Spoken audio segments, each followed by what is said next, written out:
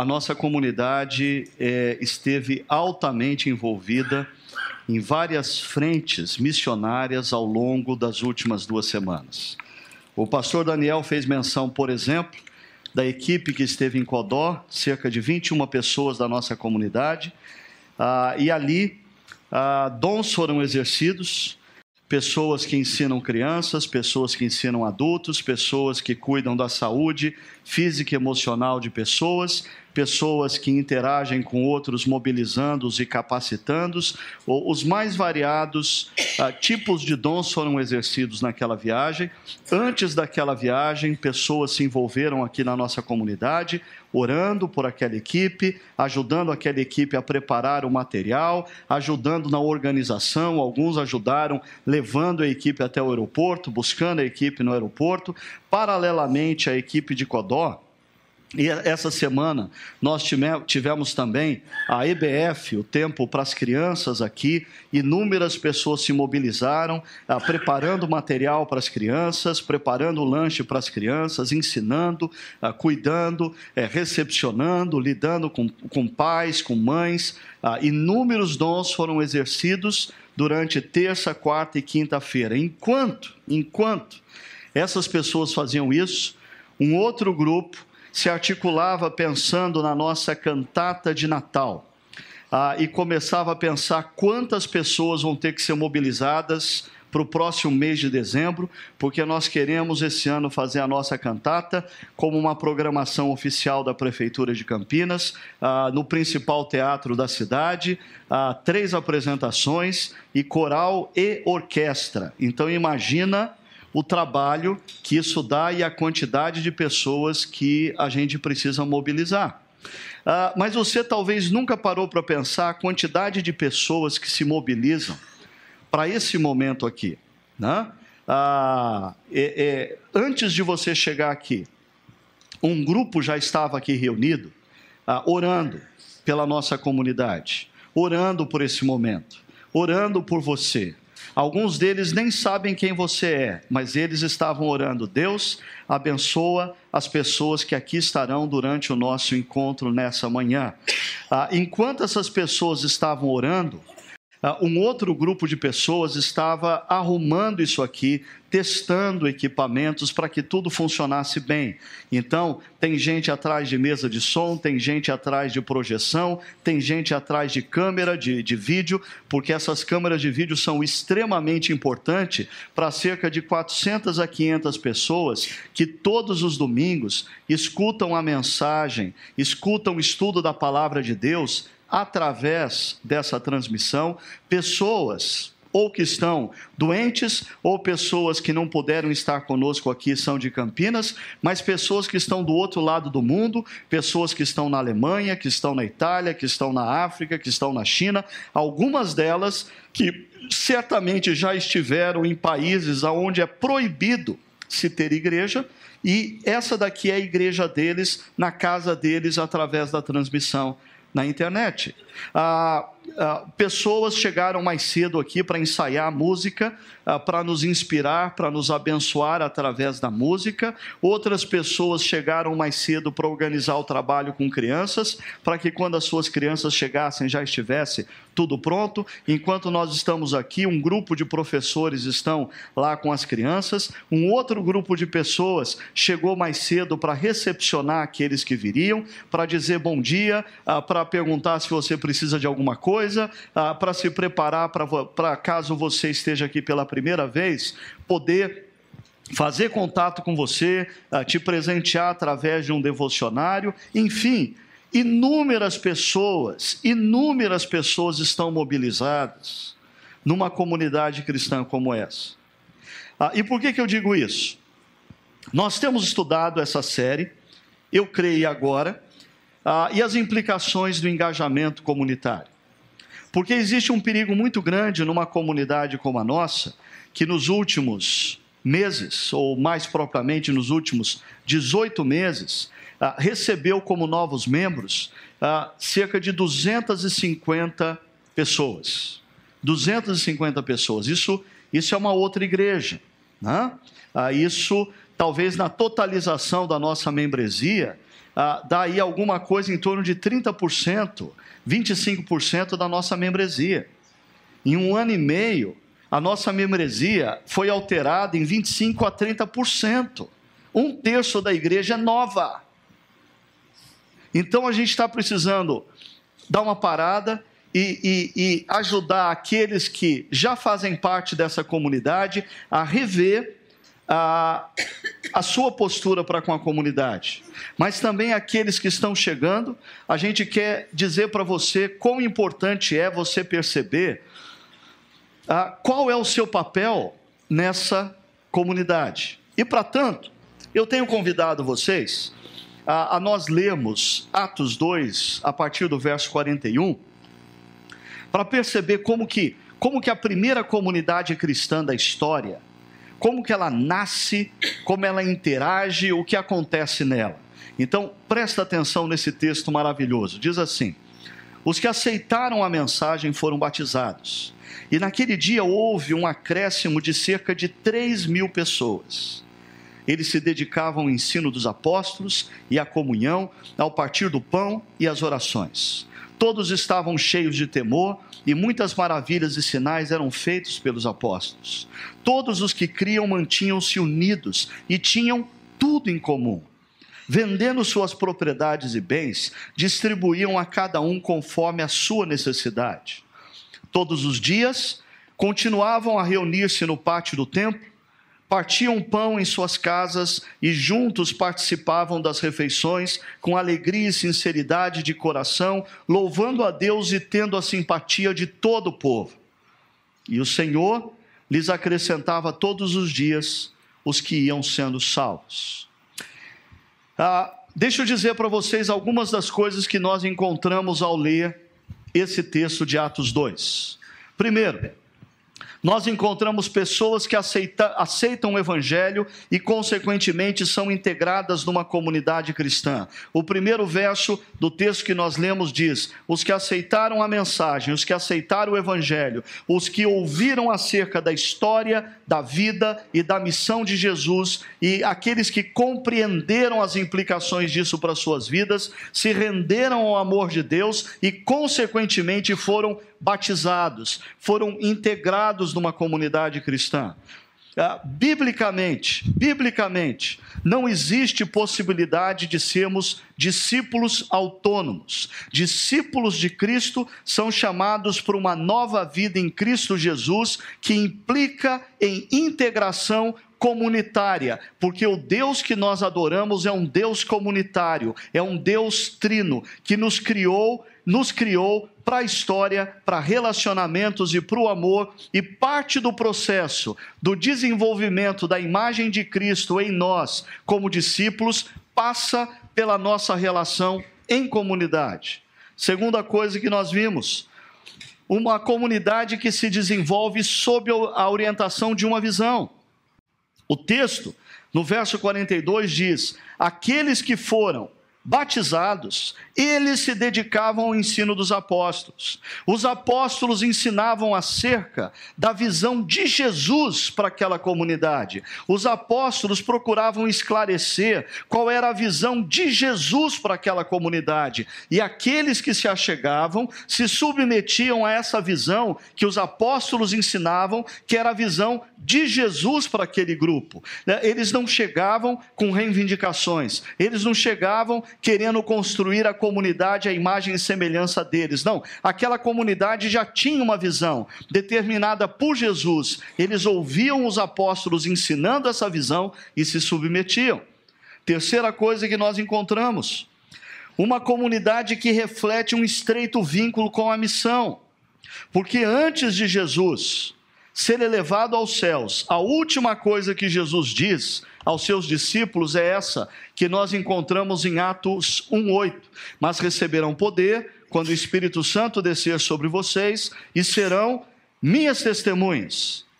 Ou seja, o Espírito Santo vai ser derramado sobre a comunidade de discípulos para que eles sejam capacitados para a missão, para que eles sejam capacitados para interagir com seus amigos, parentes e vizinhos, e nessa interação, os seus parentes, amigos e vizinhos percebam na vida deles algo diferente, percebam nos lábios deles uma palavra diferente, e os seus parentes, amigos e vizinhos, gradativamente, venham também a ouvir, a compreender e a se render ao maravilhoso Evangelho. E olha o que acontece, nós vimos no verso 41, e naquele dia houve um acréscimo de cerca de 3.000 pessoas, e no verso 46, e o Senhor lhes acrescentava todos os dias os que iam sendo salvos. Em outras palavras, essa comunidade nasce com um estreito vínculo, com um vínculo muito próximo de tudo aquilo que Jesus queria que a sua igreja fosse. E uma última coisa, em Atos 2 nós encontramos uma comunidade que serve uns aos outros, que serve em diferentes frentes, com grande responsabilidade e realização. Porque tudo o que acontece que nós encontramos descrito em Atos 2, a partir do verso 42, jamais poderia acontecer se simplesmente os apóstolos estivessem trabalhando. Jamais poderia acontecer se simplesmente uns gatos pingados de umas 5, 6 pessoas estivessem produzindo aquilo.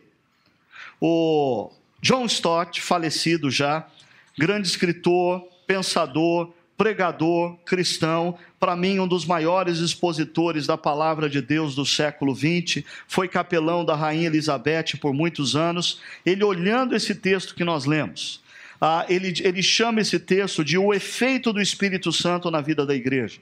E ele diz que quando o Espírito Santo atua na igreja, em Atos 2, a partir do verso 42, existe uma comunidade de ensino e aprendizado. Os apóstolos ensinam e os discípulos apreendem. Necessariamente, numa igreja, o fato do pastor estar ensinando não quer dizer que os crentes estão aprendendo. Mas numa comunidade onde o Espírito está atuando, aqueles que ensinam biblicamente, e aqueles que escutam, aprendem, são transformados, impactados, e isso está acontecendo em Atos 2. Existe amor que gera cuidado mútuo. As pessoas estão preocupadas com aqueles que não têm o que comer. Eles partem o pão diariamente de casa em casa. Eles estão preocupados com aqueles que não têm o básico. Eles abrem mão do que é supérfluo, vendem e dão o seu dinheiro para aqueles que não têm o básico. Existe adoração nessa comunidade, eles louvam a Deus diariamente, e olha, a gente não está falando aqui de música nos encontros, nós estamos falando de louvor, porque uma igreja pode ter música, e pode ter música boa, mas pode não ter louvor.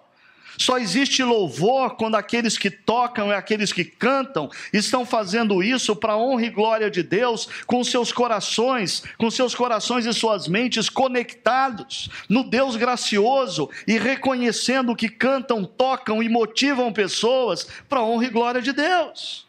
Existe evangelismo nessa comunidade. Os amigos, os parentes e vizinhos dessa comunidade estão vindo para a fé, estão sendo impactados pelo Evangelho, estão descobrindo o Salvador Jesus, estão se rendendo ao Salvador Jesus. Agora, tudo isso, como eu disse, não é possível acontecer se uns gatos pingados de 5, 6 pessoas quisessem fazer isso. Isso é fruto do exercício de dons e ministérios pessoais de uma comunidade. Aqui nós encontramos uma comunidade se mobilizando através dos diferentes dons e ministérios. Porque a palavra de Deus nos diz que quando nós ouvimos acerca do Evangelho, compreendemos o Evangelho e nos rendemos ao Evangelho de Jesus, o Espírito Santo de Deus é derramado sobre nós e o Espírito Santo de Deus nos sela como filhos amados de Deus. Nós estamos selados para todo sempre, para sermos de Deus por toda a eternidade. A eternidade com Deus nos está garantida, mas o mesmo selo que garante a nossa eternidade é o selo que nos capacita para a missão na história, com dons E esses dons precisam ser colocados em exercício aos outros, com responsabilidade e com prazer, porque é um presente que Deus me deu, ser usado por Ele para abençoar vocês. Eu não posso fazer o que eu faço como um peso, eu tenho que fazer o que eu faço com grande alegria, porque afinal de contas o que eu faço é fruto de um grande presente que Deus me deu para abençoar a vida de cada um de vocês. Assim acontece com todos os dons espirituais. Logo, numa comunidade cristã, é essencial a visão de que Deus me chamou para eu ouvir do Evangelho, para eu compreender o Evangelho, para eu me render ao Evangelho e ser integrado a uma comunidade cristã. Deus me deu dons espirituais, porque Ele tem uma missão para mim. E essa missão implica em eu usar os dons que eu tenho com responsabilidade e realização para abençoar os outros. Falando nisso, há cerca de um ano atrás, nós tivemos uma série aqui na nossa comunidade, que você pode pegar lá no nosso site e assistir, essa série Encontrando o Seu Lugar na Comunidade dos Discípulos. E nessa série, nós falávamos um pouquinho do fato de que nós vivemos numa cultura ocidental caracterizada pelo individualismo e pelo consumismo. E isso tem transformado as nossas igrejas, por exemplo, em balcões de prestação de serviços.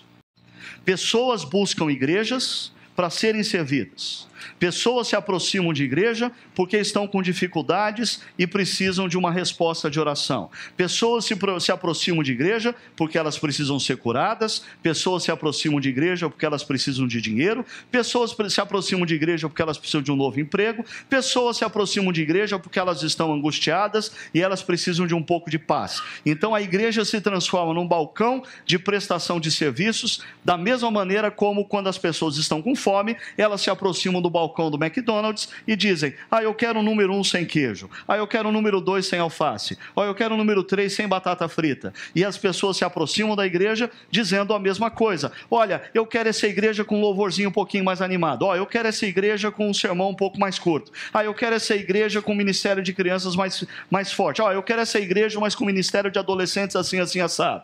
Se tornam consumidores de igreja. E ainda, essa cultura individualista e consumista tem transformado as nossas igrejas em auditórios repletos de frequentadores. E frequentadores, eles assistem o espetáculo e depois eles saem para comer uma pizza para comentar o espetáculo. Hoje a música estava boa, hein? Acho que hoje o pastor excedeu. Eu acho que hoje o pastor deveria ter ido mais pela esquerda, ele foi meio pela direita. Aquela bola que ele chutou, dava para ele ter acertado no gol. Eu acho que ele estava meio desconcentrado naquela hora.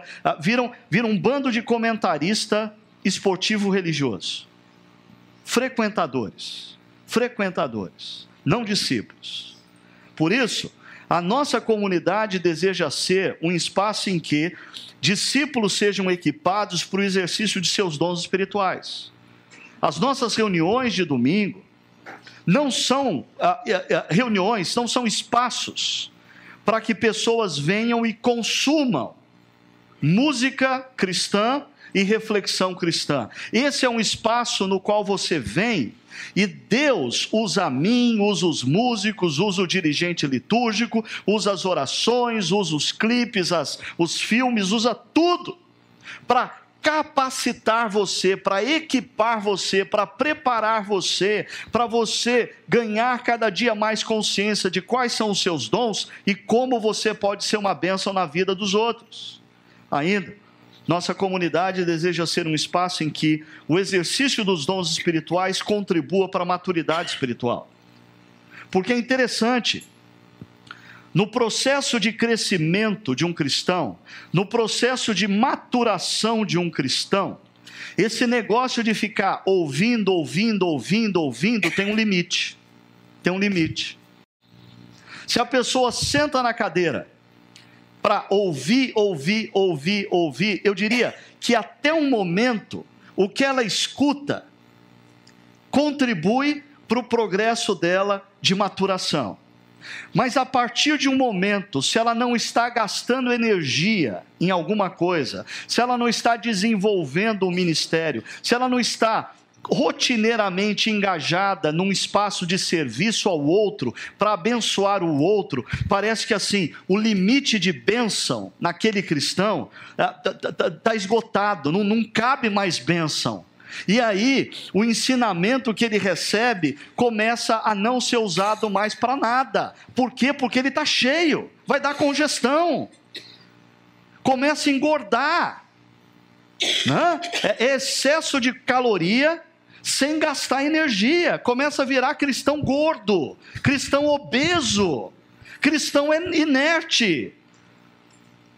É imprescindível, quem quer crescer, descobrir qual é o seu dom, como ele pode se engajar no serviço de outro, e aí você começa quando você se engaja no serviço novamente, e você começa a gastar energia, é interessante como o ensinamento volta a ter sentido, volta a ser bom. Agora, cristão gordo, inerte, começa a criticar tudo.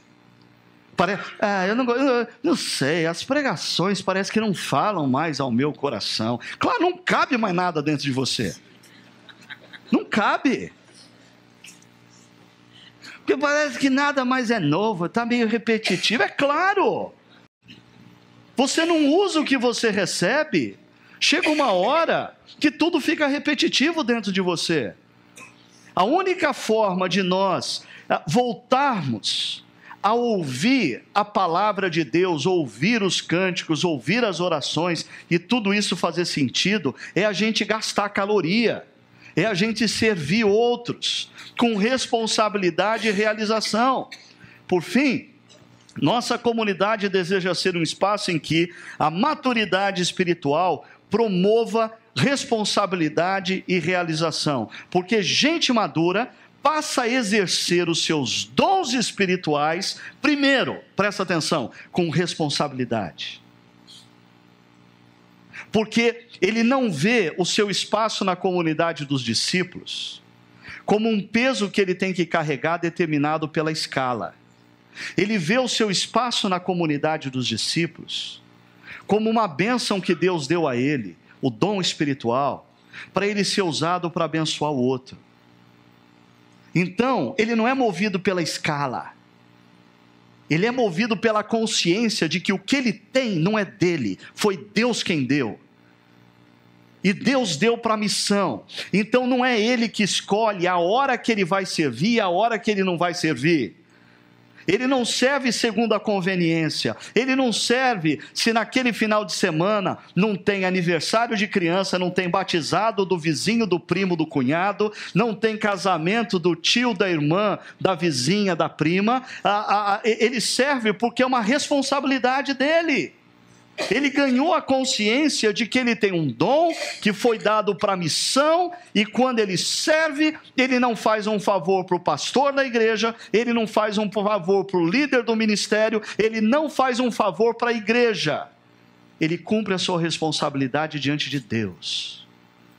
Seja o seu ministério recepcionar pessoas quando chegam, seja o seu ministério ficar atrás do projetor multimídia ou do som, seja o seu ministério tá atrás da câmera de vídeo, seja o seu ministério tá atrás de um teclado, seja o seu ministério cantar, seja o seu ministério cuidar de crianças, seja o seu ministério contribuir financeiramente com a igreja em desafios maiores, seja o seu ministério, o ministério da intercessão e da oração, seja qual for o seu ministério. O nosso grande sonho é ter uma comunidade madura, a ponto de não precisar mais ninguém cobrar escala, porque todo mundo exerce o seu ministério não como fruto de um favor para uma comunidade cristã, mas como fruto da sua responsabilidade diante de Deus.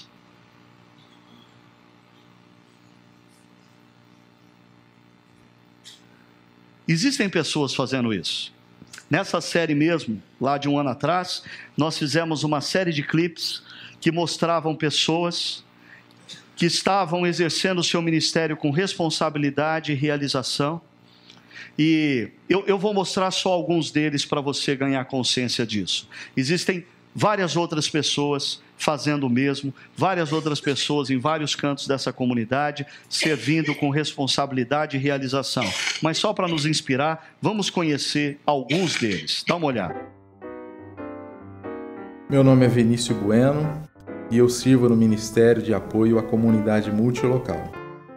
A nossa missão é criar as condições para a realização de cultos em outros locais, executando todo o serviço de transporte e montagem, desde equipamentos pesados e difíceis de serem ligados até cadeirinhas de plástico para as crianças.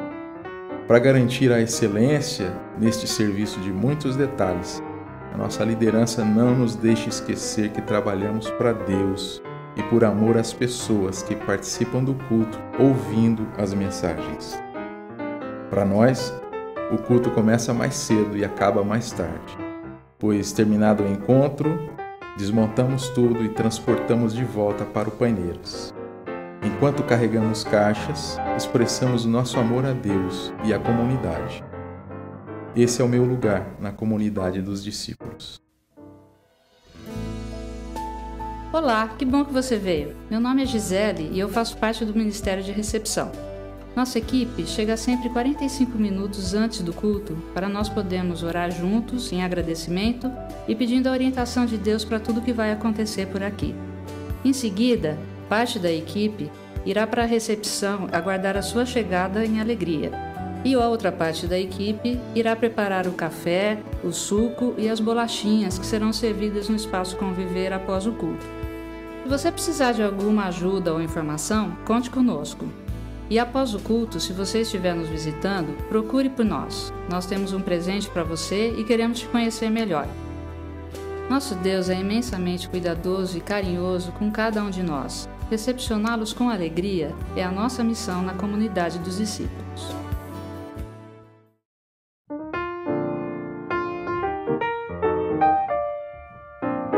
Meu nome é Rosana, eu sirvo a comunidade do Ministério Chácara Kids, com a faixa etária de 7 a 8 anos. A gente recebe um material próprio para a cidade e a gente prepara as aulas de acordo com esse material na semana que antecede o culto. Para mim é um privilégio muito grande poder estar servindo a comunidade com os dons e os talentos que o Senhor me deu. E esse serviço é uma expressão de gratidão a Deus por tudo que Ele tem feito na minha vida. E eu sinto que esse é o meu lugar na comunidade dos discípulos.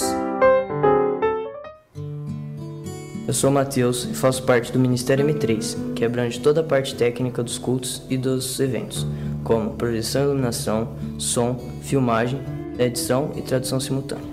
Encontrei meu lugar no serviço nessa comunidade aos 13 anos, quando eu comecei a servir neste ministério, e hoje ajudo com o som na Chácara Alphaville. Chegamos mais cedo para acompanhar a montagem dos equipamentos e equalizar e ajustar os volumes dos vocais e dos instrumentos durante o ensaio. No culto, temos que ficar muito atentos para evitar problemas que possam interferir no bom andamento. O trabalho no M3 é discreto e muitas vezes sem ser notado, mas é de grande importância tanto para quem está presente nas reuniões como para aqueles que participam à distância, pela internet ou através das gravações.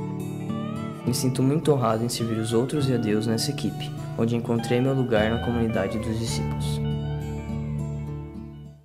E você já encontrou o seu espaço na comunidade dos discípulos?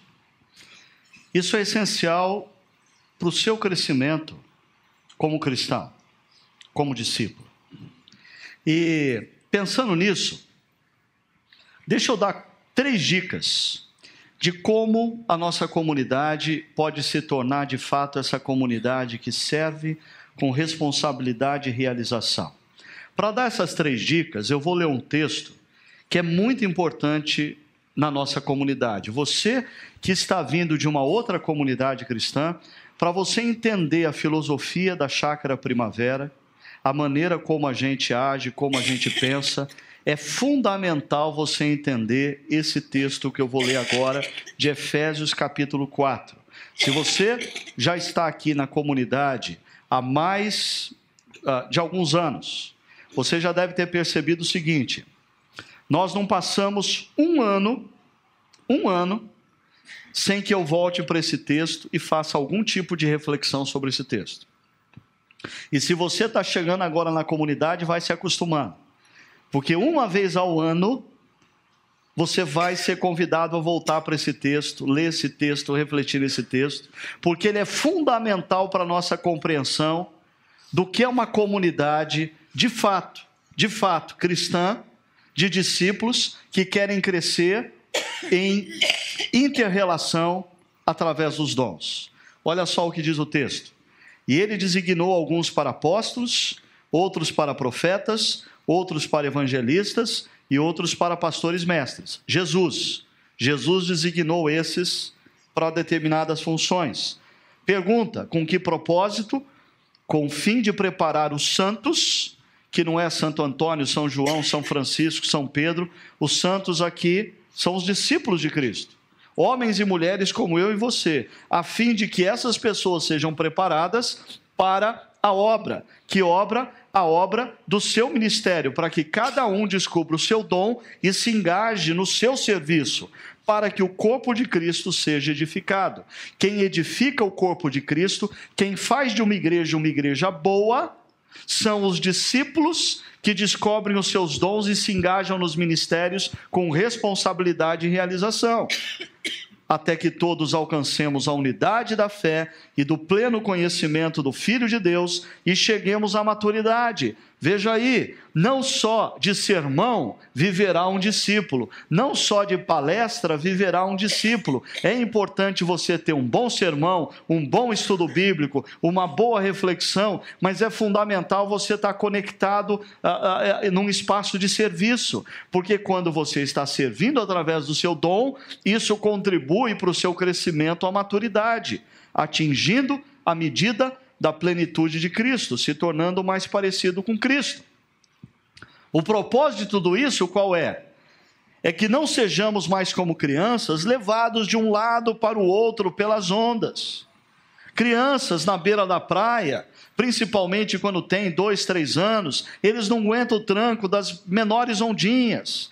E a onda vem, joga para um lado, a onda vem, joga para o outro, fica em pé, vem uma onda, cai. E o propósito é que nós cresçamos como discípulos e que a gente não fique sendo jogado pelas ondas das emoções, por qualquer ondinha de desânimo, por qualquer ondinha de adversidade, mas que a gente se mantenha firme no propósito de crescer na direção de Cristo e de servir uns aos outros, mesmo quando a gente esteja enfrentando algumas oscilações, sejam emocionais, financeiras, profissionais, nem jogados para cá e para lá, por todo o vento de doutrina e pela astúcia e esperteza de homens que induzem aos erros. Ou seja, surge aí no mercado determinados pregadores e determinadas igrejas que na verdade nada tem com o evangelho de Cristo, mas te promete isso, te promete aquilo e te propõe um balcão de prestação de serviços religiosos altamente vantajoso, né? A ideia é você crescer como discípulo para não cair mais nessas armadilhas. Antes, seguindo a verdade em amor, cresçamos em tudo naquele que é o cabeça, Cristo. Dele, todo o corpo, ajustado e unido pelo auxílio de todas as juntas, cresce e edifica-se a si mesmo em amor, na medida em que cada parte realiza a sua função. Veja só, primeira dica que esse texto nos dá para o caminho como a gente se torna uma comunidade que serve com responsabilidade e realização. Discípulos são preparados. Uma comunidade que serve com responsabilidade e com realização é uma comunidade na qual os discípulos de Cristo são preparados, são equipados. O texto diz, e ele designou alguns. Que alguns? Ele, Jesus, designou apóstolos, profetas, evangelistas, pastores e mestres. Para quê? para ensinarem a palavra ao povo de Deus. É interessante que, seja qual for o nome que você dê, todas essas funções têm um vínculo direto com o ensino da palavra. O que muda é a ênfase. Deixa eu explicar. O apóstolo é aquele que vai em lugares distantes e lança fundamentos cristãos aonde ainda não existe. Talvez uma boa versão de apóstolo na atualidade seja plantadores de igreja. Eles vão aonde não existe ainda igreja e eles lançam um fundamento cristão aonde não existe ainda uma comunidade cristã. Profetas são aqueles que constantemente estão atentos ao que está acontecendo no jornal do dia e têm uma grande capacidade de abrir a palavra de Deus e nos mostrar o que a palavra de Deus nos diz acerca do que está acontecendo na atualidade.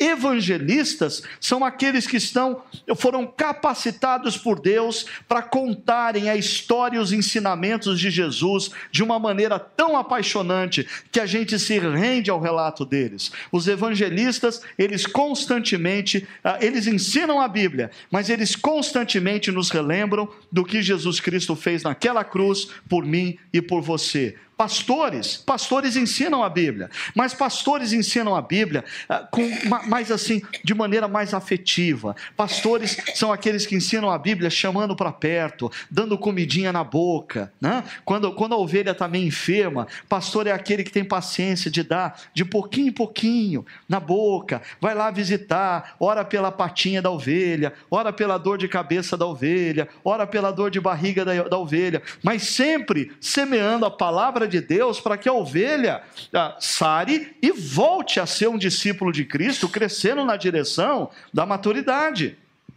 E mestres também ensinam a Bíblia, mas eles ensinam a Bíblia, mestres têm a capacidade de organizar informações de maneira preventiva, organizar informações em gráficos, oferecer para a gente com lucidez. Mestres fazem a gente falar assim: puxa vida, eu nunca tinha pensado desse jeito, né? Iluminar a mente da gente para perceber o que a palavra de Deus diz e nos prevenir de erros. Mas todos eles, independentemente da ênfase, todos eles têm uma matéria-prima: o ensino da palavra. Para quê? Para quando eles ensinarem a palavra, os santos, os discípulos, homens e mulheres como eu e você, sejam preparados, sejam equipados para toda boa obra. Por sinal, esse verbo preparar é um verbo interessante. No grego é o verbo katartizo, e ele aparece, por exemplo, em Marcos capítulo 1, verso 19, quando o evangelista diz o seguinte: indo um pouco mais adiante, viu num barco Tiago, filho de Zebedeu, e João, seu irmão, preparando suas redes. O que Tiago e João estão fazendo? Eles estão preparando suas redes para a missão. Eles estão preparando suas redes para a pescaria. Eles estão preparando suas redes para fazer cumprir o papel das redes. O que profetas, apóstolos, evangelistas, pastores, mestres fazem quando ensinam a palavra de Deus a discípulos como eu e você? Eles estão nos preparando para a missão. Esse é o sentido do verbo katartizo, tornar pronto para o propósito ou para a missão. Esse verbo katartizo também era muito usado no preparo de soldados para a guerra. Ensinar o soldado as estratégias, ensinar o soldado a usar a arma, ensinar o soldado a se posicionar no campo de batalha. Então, quando nós ensinamos a Bíblia aqui, nessa reunião pública, ou nos grupos pequenos da nossa comunidade, o que nós estamos fazendo? Nós estamos preparando você como discípulo de Cristo para você estar pronto para a missão, para você estar cada dia mais capacitado para servir outros. Segunda dica que esse texto nos dá: uma comunidade que serve com responsabilidade e realização, nessa comunidade discípulos amadurecem, discípulos não engordam, discípulos não se tornam obesos, porque discípulos, eles usam a informação, queimam caloria na missão e no serviço, por isso eles amadurecem. Olha só o que diz o texto: até que todos cheguemos à maturidade, atingindo a medida da plenitude de Cristo. Perceba que o texto não diz que até que alguns cheguem à maturidade. Diz até que todos cheguem à maturidade. Crescer na direção da maturidade não é função do pastor, não é função do presbítero, não é função do diácono. Esses precisam crescer em maturidade como modelo para o rebanho, mas todos são convidados a crescerem na direção da maturidade. E discípulos que crescem em maturidade são discípulos que aprendem um caminho para o serviço com responsabilidade e realização a outros. Eu coloquei aí na tela a frente de uma outra série que nós fizemos há cerca de 5 anos atrás, intitulada Desensimesmar-se, o desafio de uma vida outro-centrada. E por que eu lembrei dessa série? Pela afirmação que eu coloco ao lado. Veja só, leia lá. O caminho da maturidade passa necessariamente por um processo de desensimesmamento através do serviço ao outro.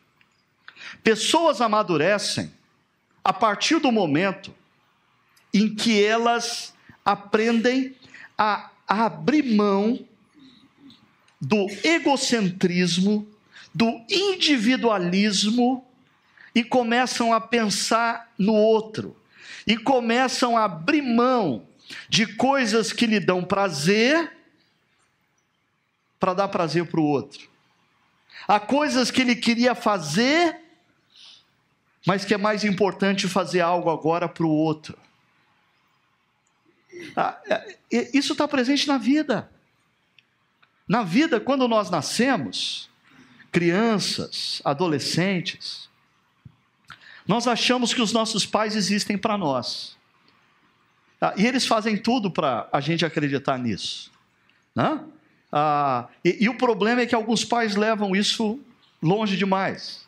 E aí acaba criando aquelas anomalias que de vez em quando eu critico aqui, e tem mãe que fica de bico, porque eu falo que o meninão está com mais de 30 anos e a mãe continua levando todinho para ele toda manhã na cama. Não dá certo esse negócio. Não dá certo esse negócio. A nossa cultura já não incentiva os nossos jovens a crescerem à maturidade. Vamos ser honestos com isso.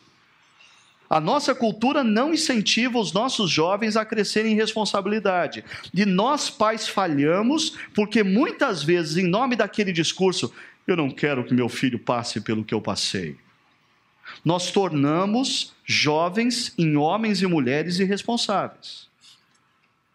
Mas quando a gente está atento à vida, e a gente casa, casamento não dá certo se o cara não amadurecer.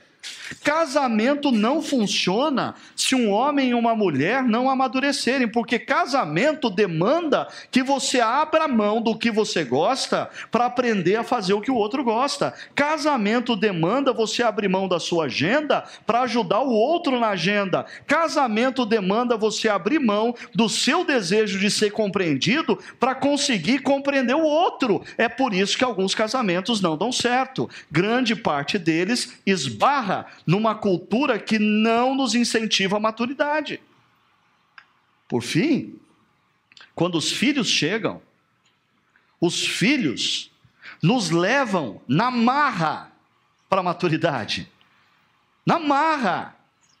Porque se o sujeito tinha aquela vida centrada em si mesmo, mamãe levando todinho toda manhã na cama para ele, não tinha responsabilidade nenhuma e coisa parecida, meu amigo, a hora que você tem um filho e 3 horas da madrugada, em pleno inverno, você escuta aquele berro, e se você não levantar, ninguém vai levantar, é você que tem que levantar, é você que tem que sair debaixo da coberta quentinha, é você que tem que pegar aquela criança no colo, é você que tem que resolver aquele problema.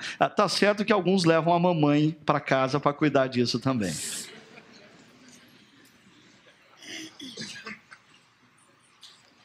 Mas filhos nos são dados por Deus, eu creio nisso, para nos mover à maturidade. Isso não significa que casais, por alguma questão não podem ter filhos, não são convidados à maturidade. Eu acho que o ato da adoção é um processo tremendo de decisão pró-maturidade. Mas mesmo casais sem filhos correm o risco de viverem uma vida que alimenta esse egocentrismo, ou eles podem decidir usar o fato de que por alguma razão eles não podem ter filhos para ter uma vida altamente outrocentrada, a servir a Deus e a outros como casais com filhos não podem. Existe esse caminho. Agora, terceiro e último passo, uma comunidade que serve com responsabilidade e realização. Nessa comunidade, discípulos experimentam, sendo redundante, responsabilidade e realização. Por favor, perceba comigo o que diz o texto em Efésios capítulo 4, verso 16. Dele, todo o corpo, ajustado e unido pelo auxílio de todas as juntas. Essa primeira frase nos fala sobre esse aspecto da responsabilidade, não de parte do corpo, mas de todo o corpo. De todo o corpo. Quem tem que ter responsabilidade numa comunidade cristã não é o pregador só. É quem toca o teclado, é quem toca a bateria, é quem recepciona os visitantes, é quem fica atrás do computador na projeção, é quem fica atrás da mesa de som, é o diácono que precisa estar aqui para ajudar a organizar todas as coisas, é quem cuida das crianças. Todo o corpo demanda responsabilidade.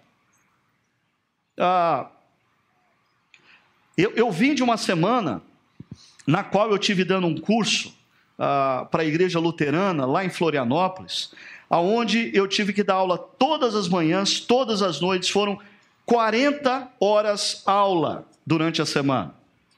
Aí, sábado de manhã peguei o avião ainda atrasou, levei mais tempo do que eu queria numa viagem, cheguei em casa, e é minha responsabilidade pregar esse final de semana 4 vezes.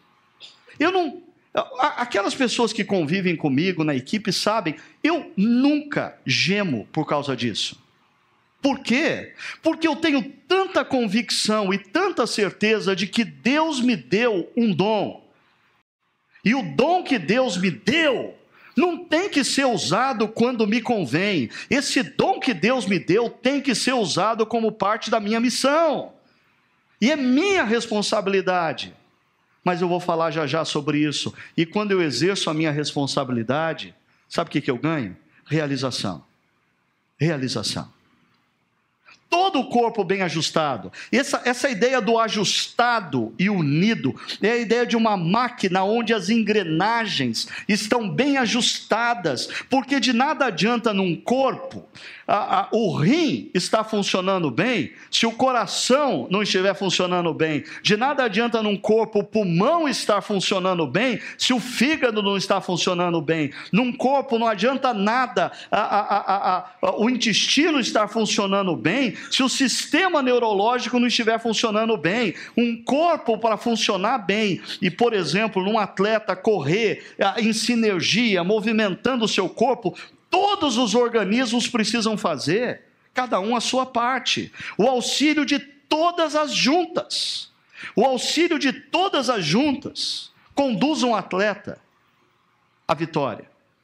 O auxílio de cada parte conduz uma equipe à vitória. O auxílio de cada um com seus diferentes dons, exercendo o serviço numa comunidade cristã, produz a honra e a glória de Deus nessa comunidade cristã. Faz Deus sorrir.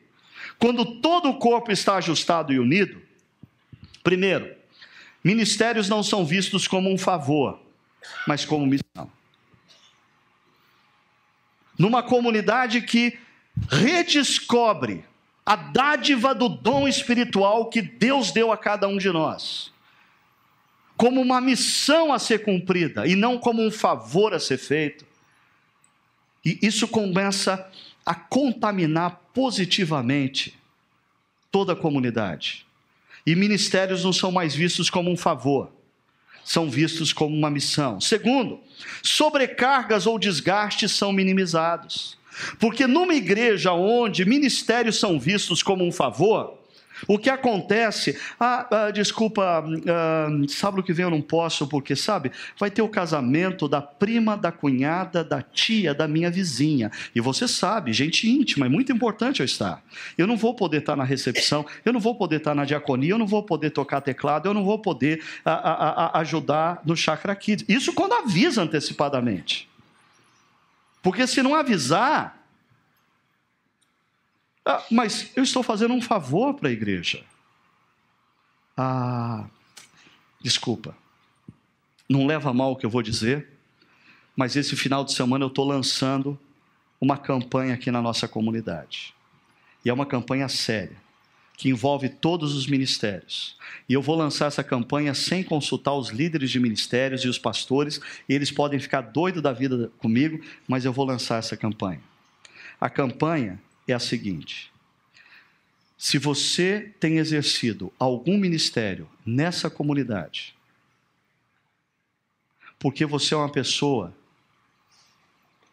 tão grata a essa comunidade que você quer fazer esse favor à comunidade, eu estou convidando você, nesse final de semana, a deixar esse ministério e não mais servir.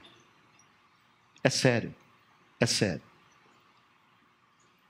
Eu não quero você servindo essa comunidade quando não tem nada na sua agenda para você fazer.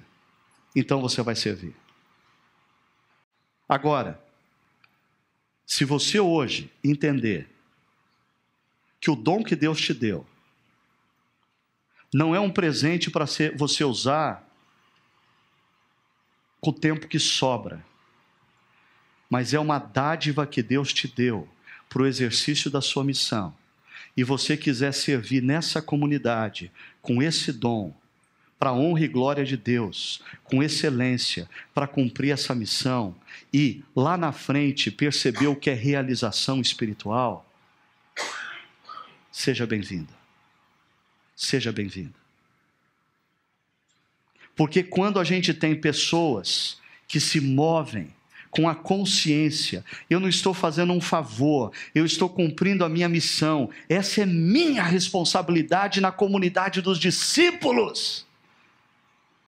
Isso minimiza a sobrecarga, ninguém vai precisar trabalhar dobrado, ninguém vai precisar estressar, porque aquele que precisava estar em determinada função não está naquele final de semana.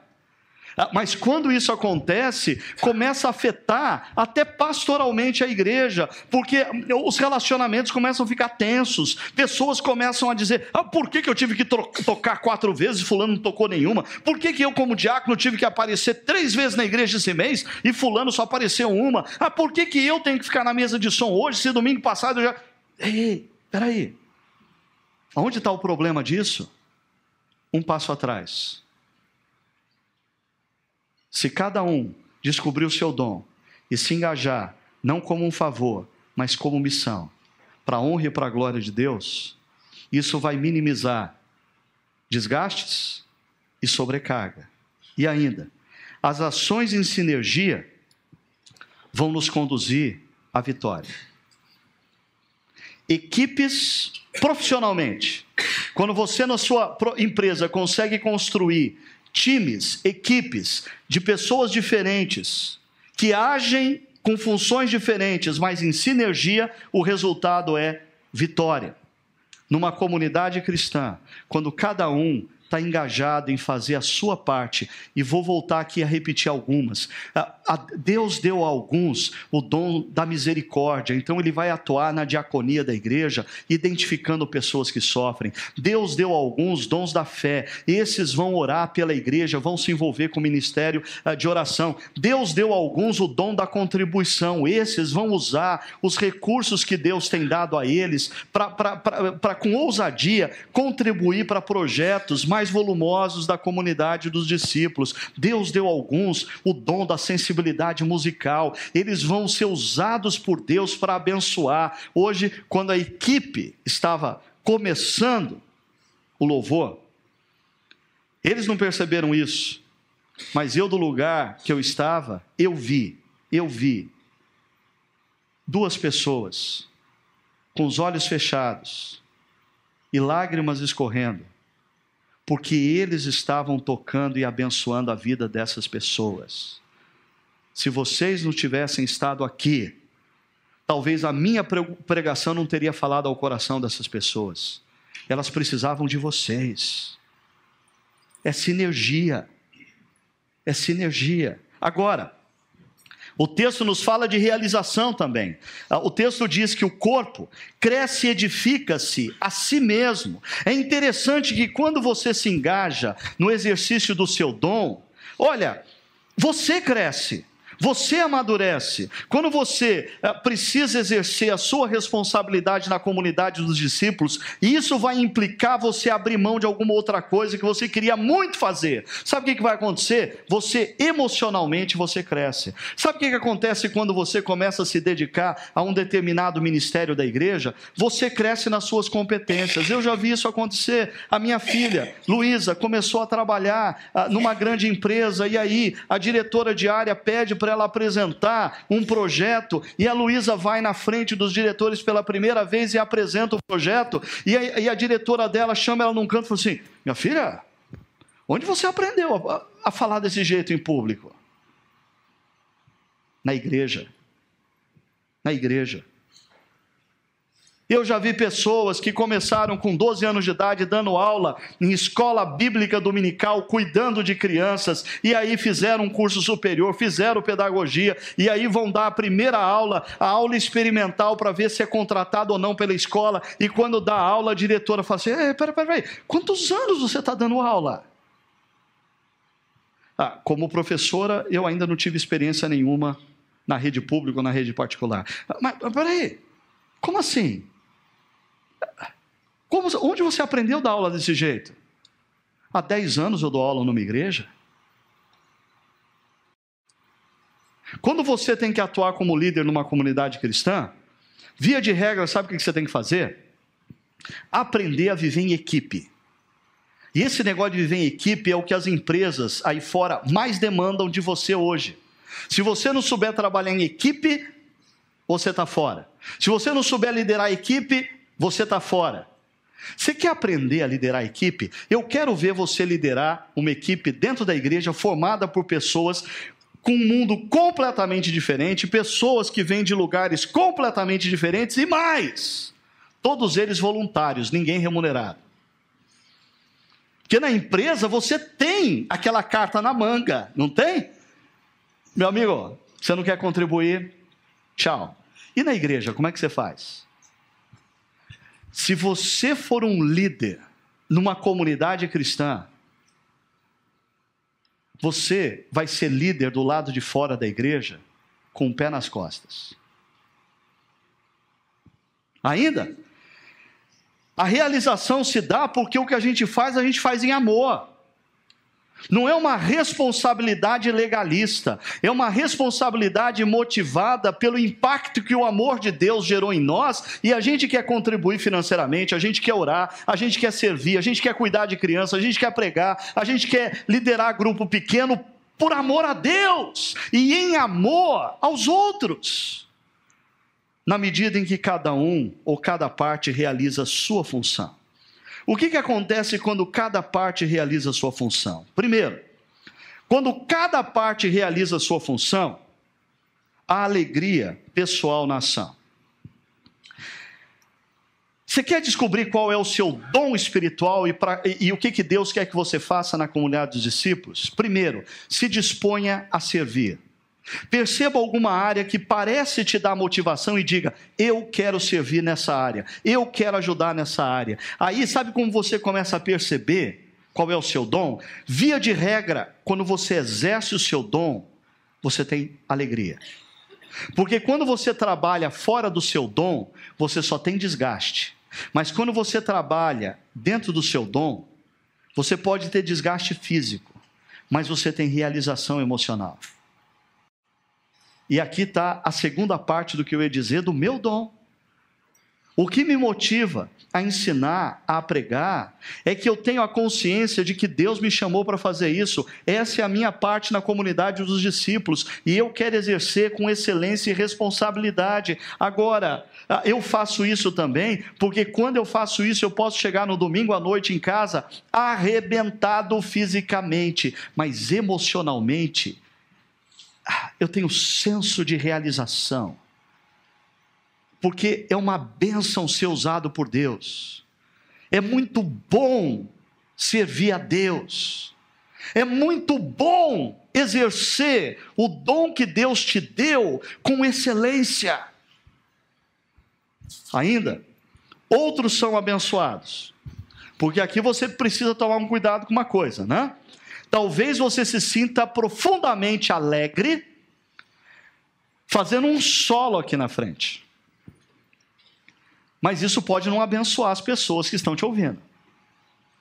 E isso é um outro ponto de referencial para você perceber o seu dom. O seu dom, via de regra, te alegra, te realiza, mas o teu dom abençoa. O teu dom abençoa. Quando você exerce o seu dom, você percebe que pessoas estão sendo abençoadas. Esse é um bom referencial. E ainda, senso de realização.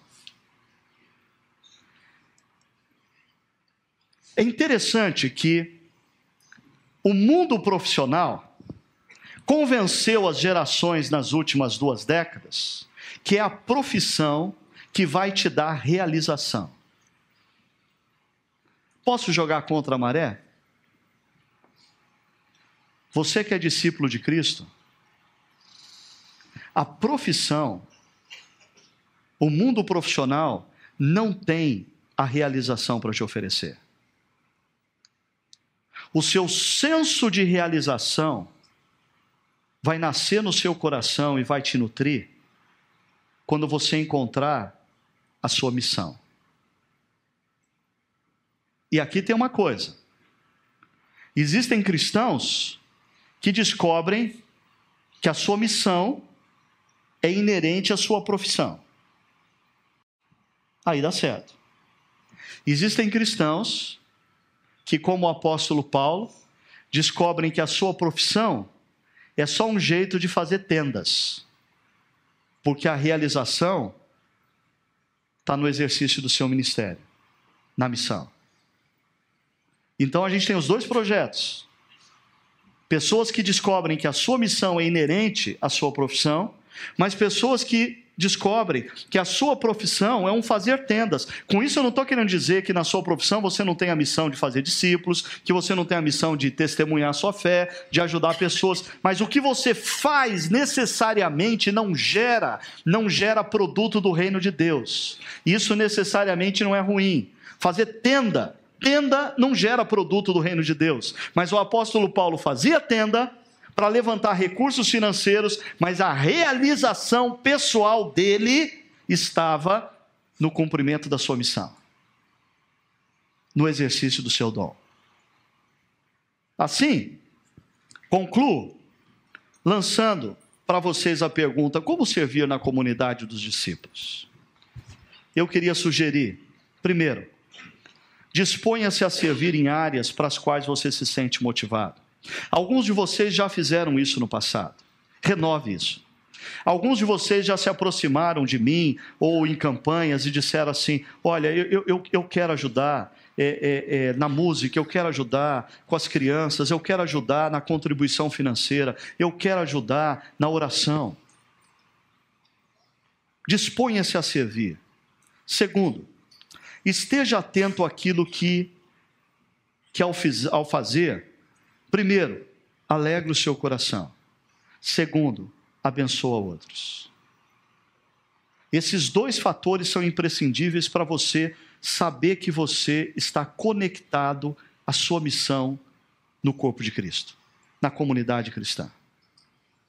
Por fim, assuma seu espaço de serviço não como um favor à comunidade. Não. Não faça isso por mim, não faça isso pela sua comunidade local, seja essa, seja outra. Não faça isso como um favor. Faça isso como um exercício de responsabilidade e realização.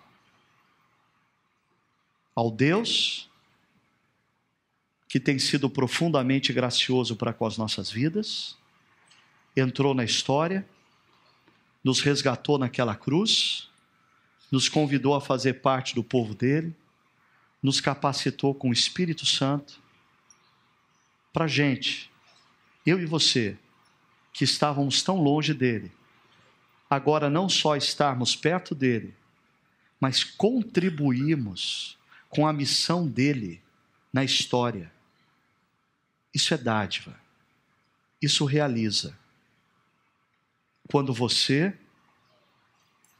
reprograma sua mente e o seu coração em se engajar no serviço, não como um favor, mas como o exercício do seu dom, com responsabilidade e realização. Enquanto o grupo se aproxima aqui para nos servir com mais um momento de música, eu quero convidar você à oração. Eu quero convidar você a fechar os seus olhos. Eu quero convidar você a perguntar para Deus. A perguntar para Deus, não para mim, pastor, para Deus. Como você pode servir ainda melhor a comunidade de discípulos que você pertence? Pergunte a Deus: Deus, quais são os meus dons? Deus, como o Senhor quer me usar para a honra e glória do Senhor? Deus, o que eu tenho feito como fruto de um favor ou como fruto do exercício de uma missão?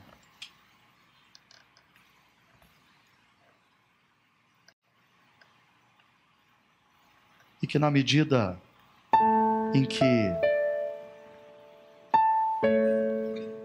Deus vá nos respondendo, Deus vá movendo o nosso coração, a nossa mente.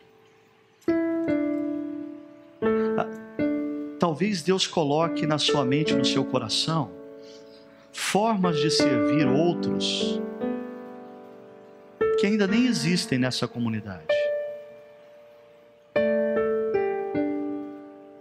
Talvez Deus coloque no seu coração o desafio de servir outros em ministérios que você já vê acontecendo nessa comunidade. E na medida em que você e eu nos engajarmos nos diferentes ministérios, a gente vai poder experimentar esse soprar do Espírito Santo, esse soprar gostoso que desperta pessoas a abençoar outros, esse soprar maravilhoso que fez da comunidade de Jerusalém uma comunidade que alegrava o coração de Deus. Que no final dessa manhã, a partir das nossas orações, Deus também possa sorrir pelas nossas decisões nessa comunidade.